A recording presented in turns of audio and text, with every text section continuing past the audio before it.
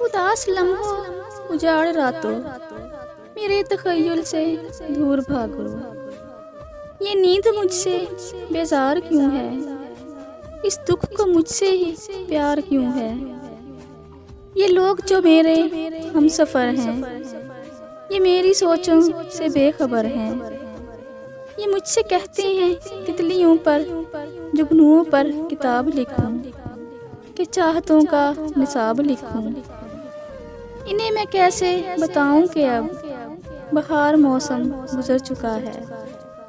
उदास बेकल खिज़ां का मौसम हमारे दिल में उतर चुका है।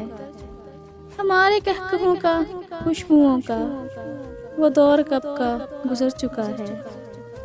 अब तो जीना वबाल अपना, न रंगो रूप जमाल अपना था। जिसको थोड़ा ख्याल अपना, वो शख्स तो कब का बिछड़ चुका है।